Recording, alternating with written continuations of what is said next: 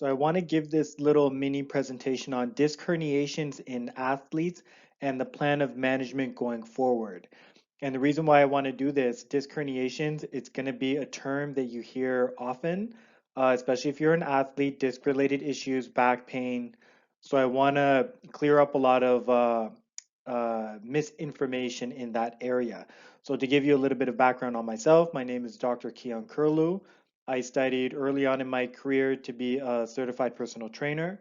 I went on to study kinesiology, and then from there, I studied and did my doctorate in chiropractic with more of a sports background. So to get into the presentation, I want to cover a couple major areas. Number one, I want to cover the anatomy. I want to cover the what we can do about it, what we can do about the injury, and then I also want to cover the good and bad of the management of a disc related issue. As I go through the presentation, I'm going to be dropping in takeaway points. It's going to be in red. And if you don't understand everything going on in the slide, as long as you're understanding the takeaway points, that's going to be really helpful. At the end, I'm going to give sources to where you can find more information as well, just in case you want to elaborate on what I talked about in this presentation. You can find that at the end of the presentation. So just to jump into it, I'm going to try and keep it between 20 and 30 minutes. I don't want to go over 30 minutes. So let's jump into it. First thing I want to talk about the anatomy of the disc, and this is going to be very important to understand the anatomy of our spinal area. Now, the intervertebral disc is made up of two parts, the nucleus, which lies in the center, and then the annulus, which wraps around it. Now, it's not vascularized, meaning there's not a lot of blood, there's not a lot of fluid that gets into the area. And because there's not a lot of fluid, there's not a lot of blood flow, it's going to be harder for it to heal. That's why if you have an injury, sometimes the pain can last. It doesn't go away as quick compared to an injury that you might have in your quadricep or your bicep, an area that has a lot of blood flow going to it. So that's important to understand. Nucleus in the center, annulus around it, and not a lot of blood flow to the area. Now, the nucleus is made up mainly of water, loose connective, loose networks of collagen fiber and protoglycans, and it can withstand compression. Compression is coming from top to bottom. The annulus around the outside is made up of concentric sheets of collagen with varying orientation. It encloses the nucleus, as mentioned before, and it attaches to the end plates. The end plates lie above and below the disc. It can withstand tensile force, which is more of your twisting force. And a takeaway from everything I just mentioned in red, the disc is designed to be strong and withstand forces coming in many different directions. So they're pretty resilient. Now the types of herniations, not all of them are the same. We have protrusions, we have prolapse, we have extrusion, and we have sequestration. Now, visually, sequestration looks like it's the worst, the most amount of damage. It's important to note that when you feel pain, the damage doesn't necessarily correlate with the amount of pain that you feel. This or this could feel a lot worse than this. Prolapse could feel a lot worse than sequestration. Now, to talk a little bit about the muscles, there's a lot of muscles that support our spine. I just want to name a couple key players. Anterior means the front. We have the rectus abdominis, transverse abdominis, the hip flexors. Lateral means the side. We have obliques and we have our QL, quadratus lumborum. Posterior means the back. That's where we get our glutes, our lumbar erectors. Again, we have many muscles that support our spine. I'm just showing that it's not just your abs that are involved. We have many muscles that support our spine. Interestingly, they're orientated in what we call a guy wire orientation. Now, from more of a engineering mechanical mindset, this makes a lot of sense. If this is our spine and these are the muscles hanging off of it, it's going to support in all directions, whether we're picking something up and we have forces pulling from the side, we're bending and twisting, we have forces coming in all different directions. This is able to support our spine, and these muscles kick in to help stabilize the spine. And when we look at this analogy, this example here, a person walking with a suitcase, as they're walking, we can have the QL and the obliques kick in. We can have, because they're moving forward, the glutes and the lumbar erectors are going to be active. So a simple motion, walking, carrying something, walking upstairs, we get a lot of these muscles functioning to help support our core. It's not just the muscles in front. Takeaway point, the core has many muscles to prevent unnecessary forces on the spine. Now, the mechanism of injury. We mentioned before compression. The disc can handle compression quite well. Bending forward, we can notice that, remember the anatomy, the nucleus is being pushed to the posterior, which is the back, into the annulus, and there's more pressure on the posterior side. Now, right in the center is where we have our spine, the spinal canal, and the nerves come out from this area. This is often why when we have an injury, it's not uncommon to have numbness and tingling occurring in the body. The nerves cause a numbness and tingling feeling in our body. Twisting. We can see when we bend and twist, we're putting more pressure on the disc compared to just compression. So forward bending and twisting tends to put more pressure on the disc. And it's important to understand what is mechanically our body can handle easier and what is more of an at-risk position. We can see bending forward puts more pressure on the back of that disc. That's going to be important going forward to remember. Now, when load exceeds tissue capacity, it results in an injury. And I'm going to say that point again. It's very, very important to understand this. When load exceeds tissue capacity, the result is an injury. So to give a real life example, repetitive flexion, bending forward, when you're doing a deadlift, you don't have the best form, you're doing 100 pound, let's say for this individual 100 pounds is light and they're doing 15 repetitions. This, because you're bending forward with poor form, just like in the example of in the image on the previous slide, this puts a lot of stress on the tissue and you're at risk for exceeding its capacity, which may result in an injury. Another example, a deconditioned core. Sitting at work 8 hours a day puts a lot of pressure on our back. You go into the gym, you want to get a workout in after work, you perform a deadlift. Maybe you're going a little bit heavier, maybe it's 100 pounds, but you're doing only 5 reps. You're doing it with better form, so you're doing less repetitions. You're doing it with better form. Not perfect form, but better form. This still puts you at risk because throughout the day you were sitting, putting pressure on your back. That is adding stress to the tissue, which may exceed its capacity when you go to perform the deadlift later on in the day. And it could put you at risk for an injury. So, just to really clarify, sitting incorrectly will add 8 hours of extra load to your low back, reducing the capacity of the stabilizing musculature around your low back, allowing for less force needed to cause an injury. When you're experiencing back pain or trying to prevent getting a disc related issue because you're doing certain lifts like a deadlift or a squat, to understand what you're doing outside of the gym is very important to have the best performance in the gym. To give visuals, in the first picture, the person has what we call a neutral spine. They're not bending forward at the spine, they're bending through their hip. This example, they're bending through their spine. Now, the first picture, forces are being translated through the spine into the larger weight-bearing joints, such as the hip. That's a good thing. We're using the muscles in our leg. We're offloading the pressure from our back. We're keeping it very stable, even though they're bending forward, it's still neutral. They're putting that pressure into the hip.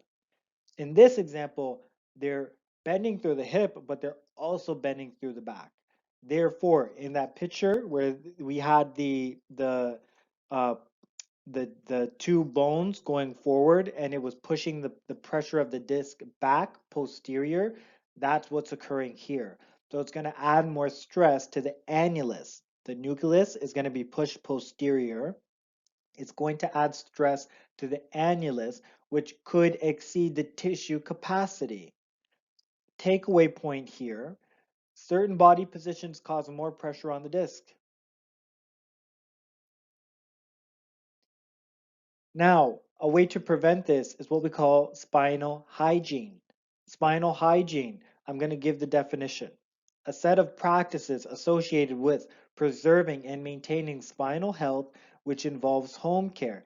As I mentioned in the previous slide, what we do outside of the gym or outside of our sport throughout the day, even if it's sitting, if you're experiencing back pain, or you're trying to prevent having a back issue or your back pain from getting worse, understanding what is adding stress to that area that's unnecessary, we need to start to put those pieces together so we can make sure that we're not putting extra work on damaged tissue or potentially deconditioning the tissue.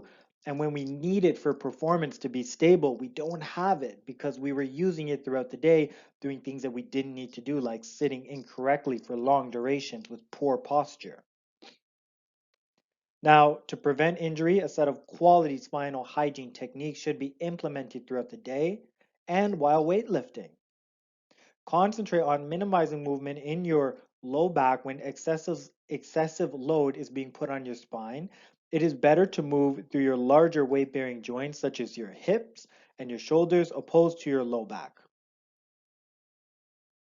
I want to go through statistics quickly. Some 5 in 10 of every 1,000 inhabitants in Western countries develop sciatica, pain going down the leg.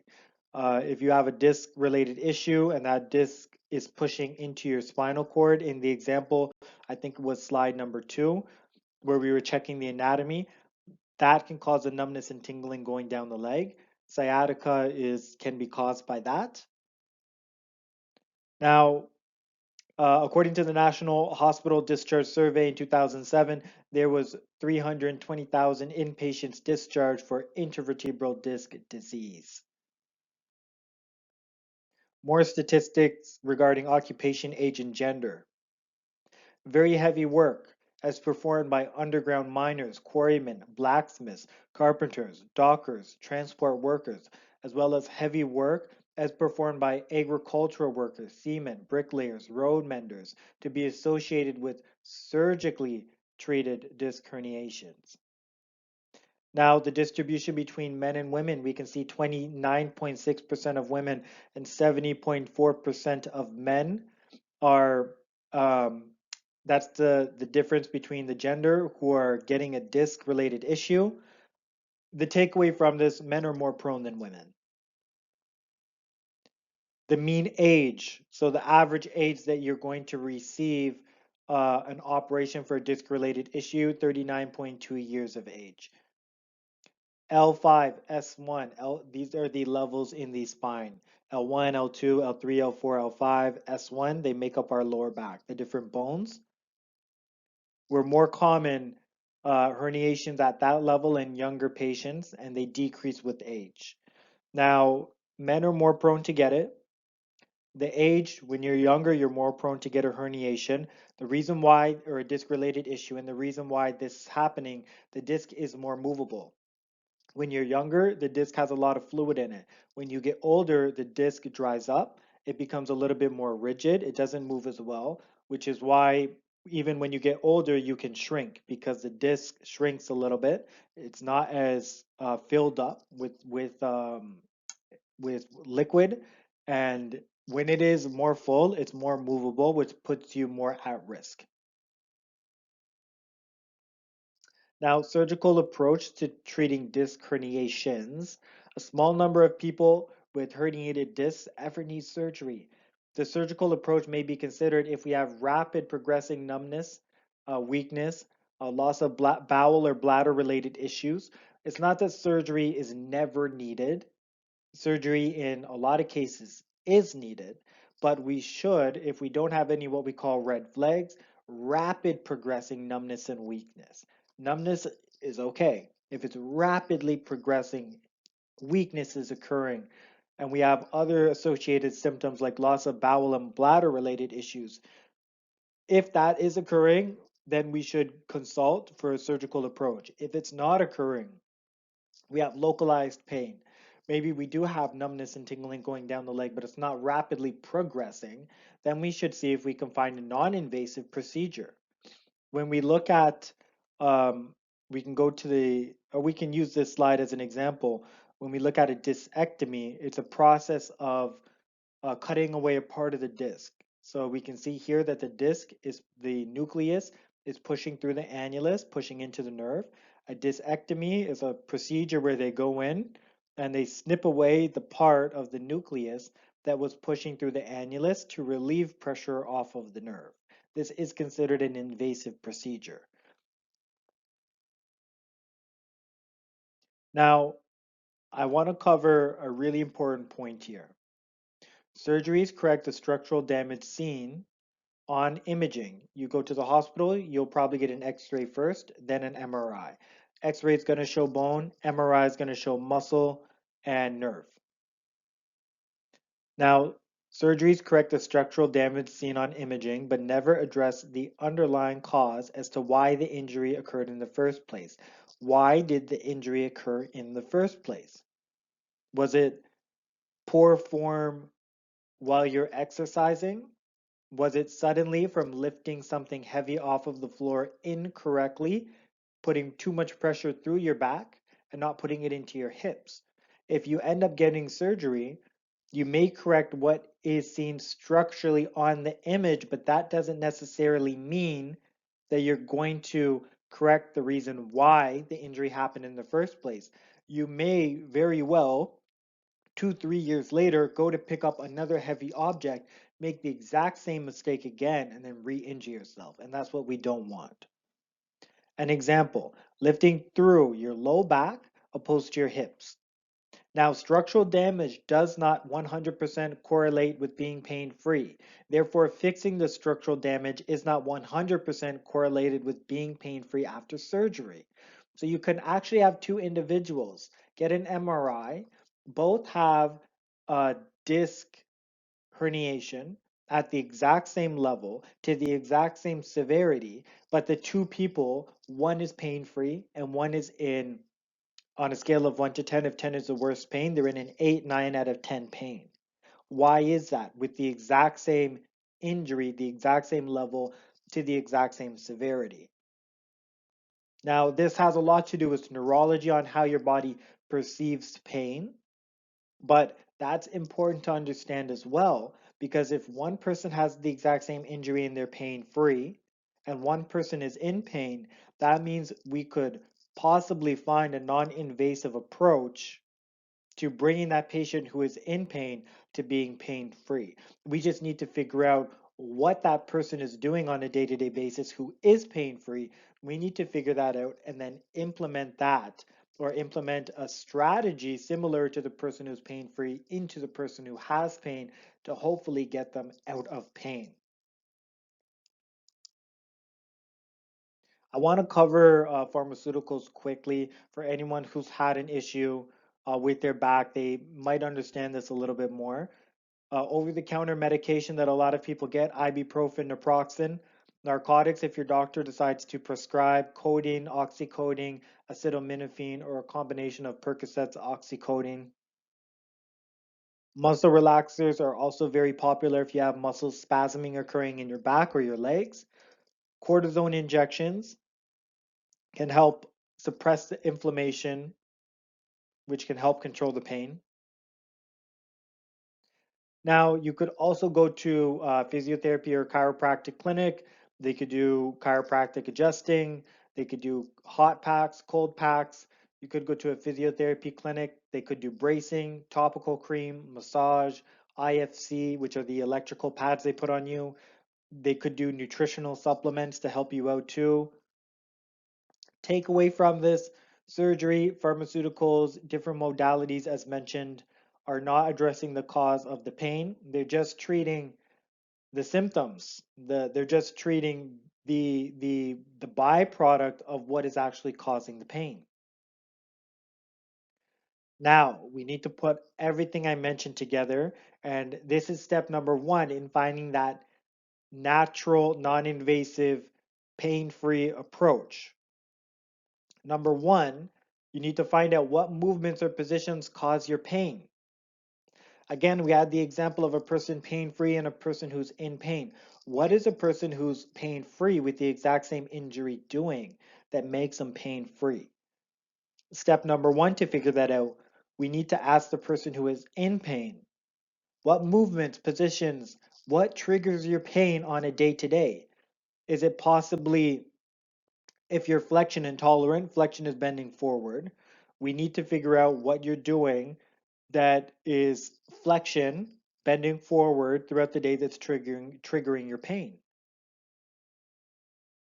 So going forward, by trying to figure out what those things are throughout the day, that are causing your pain, once we write a list, and that list could look like every time I get up out of bed, every time I tie my shoe, every time I reach overhead for something in the cupboard. Once we have that list of 5, 10, 15 things that cause pain throughout the day, walking long periods of time, sitting long periods of time, transitioning from sitting to standing, we need all of that information. And then step number two is we need to create a spine hygiene strategy that is matched to your particular pain triggers to help reduce the tissue sensitivity. Every time we trigger pain, we're going to be sensitizing tissue around the area. We're going to be sensitizing it. A really good example of this is if I take my hand and I slap it once, I'm not, it might hurt momentarily, but the pain is going to go away within a second. But if I do that every 30 seconds, and I continue to do that throughout the day, and I continue to slap it. By the time I get to the end of the day, I might have a little bit of a bruise forming. The skin might be really sensitive, sensitive to the point where even when I touch it, I can feel that pain. Those constant little triggers throughout the day can really sensitize a low back. So we need to figure out what those small triggers are. And then we need to create step number two, a program which is going to allow us to do things throughout the day, but not trigger the pain. As an example, sitting for long periods of time cause pain. Well, we can learn to sit with correct posture to not put stress on our back. We can implement after 15 minutes, I feel pain. So at the 12-minute mark, get up, move around, do a couple of stretches, and then go back to sitting. You can possibly end up sitting for 5 hours implementing this strategy, and it's going to be individual for each patient, but your back is going to feel so much better after that 5 hours when we're creating that correct way of sitting that's not going to put pressure on the area that's damaged in your back. Another example, tying your shoe every morning. Every time I tie my shoe, I feel the pain in my back. Well, what if we learn to bend forward to tie your shoe, but we're doing it with a neutral spine, and we're not going to put pressure on that level in your low back where you have the damage, and we can put more of that stress through the hip, so we can start to change what we're doing day to day to not add stress to our low back. Step number three, after we do this for a couple of days, a couple of weeks, and we've what we call down regulate pain, all those pain triggers throughout the day, we've been modifying and changing them to allow you to still get things done, but not doing it in such a painful way. So we're not having that constant sensitization. At the end of the day, you're going to feel a lot better. Your back is going to be feeling a lot better. Now we can start to implement strengthening techniques to help build up resilience. And we talked about the way the body is designed, where the spine has the muscles in a guy wire orientation. We can start to strengthen all the muscles around the area. Again, it may be specific for one person. It's going to be specific to each individual, depending on the injury that they have. Maybe they need more anterior, lateral, or posterior strengthening, but we can figure out a program and we can begin to strengthen the areas that need to be strengthened. So, for example, Dr. Stuart McGill came up with side plank, modified curl up, and the bird dog. Side plank for the lateral, modified curl up anterior, the front, and bird dog for the posterior. And this is an example of exercises you can see here on the slide, exercises that are going to add minimal forces to your spine, but they're going to create maximal core contraction and tension to help add stability to that spine. Now we're going to minimize shear force. We didn't talk about shear force yet, but shear force can be a culprit, a certain force that can add a lot of stress to your spine, and we don't want that. We want to minimize unnecessary shear force. And these exercises might seem very easy and basic. They're not basic done correctly, and I'm going to elaborate on that not in this presentation, but in other material, how to do them with the necessary intensity. But as you can see, we're challenging our lateral, we're challenging our anterior, and we're challenging the posterior part of the body, and we're strengthening everything in a way that's not going to cause, for many people, not going to cause uh, pain. It's not going to cause stress to make things worse. We'll be able to get back to doing things physically to help strengthen our body. We can get back to being active, and we're not going to make things worse. Now, key points here. I'm going to go through all of this. Now, recognize that people who may have the exact same injury, a disc herniation, when we're looking at how we're going to deal with this. Every rehab program should be tailored to that individual, not a one size fits all program. So, not all back pain is the exact same. One person's disc herniation may need to be will need to be treated differently than somebody else's disc herniation. But a good starting point is to follow the procedure of what are your pain triggers. Now, how can I come up with a really good program throughout the day?